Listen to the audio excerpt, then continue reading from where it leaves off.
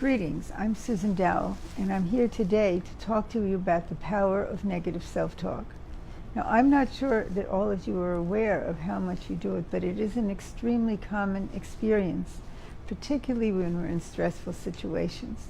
And I particularly want to talk about negative self-talk today and how it affects you in the workplace.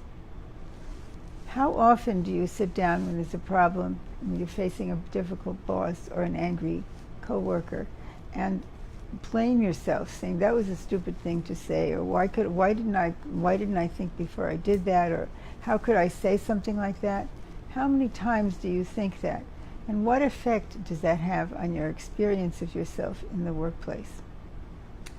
I'd like to give you an example of a case that of somebody I had worked with numbers of years ago, and we had a fascinating discovery when he was describing his negative self-talk. He came in to talk about a problem at work, and I suggested, because he had a lot of trouble kind of stepping back from himself, I suggested that we tape our conversation.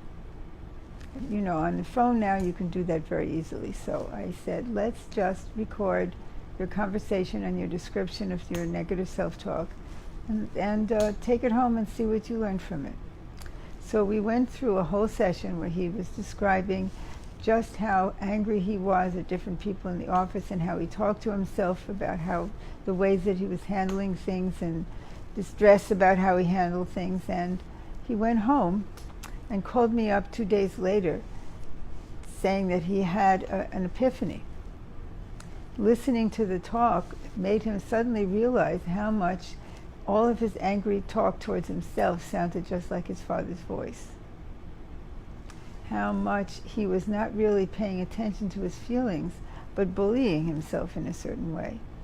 And he began to have a whole different perspective. He said he suddenly began to listen to himself differently.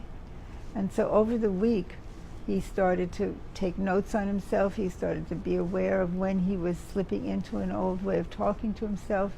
And as he did that, he began to relate differently to people in his office. It was quite a dramatic discovery for him.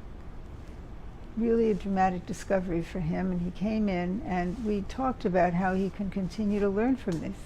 That in fact, over the next weeks, it might be valuable for him to sit down with a friend and talk about a work problem and talk about how he thought about things. And at the same time when he did that, to record it so that he could see and really be mindful of the changes he was making in his own way of relating to himself. Something for you to really give some thought to for yourself, something that you can do for yourself in a very simple way and learn a tremendous amount for yourself. That's all for today, and I'd like to thank you for coming. I look forward to having you come again. We have lots of talks ahead of us, and I look forward to sharing our ideas with you. Thank you again, and have a good day.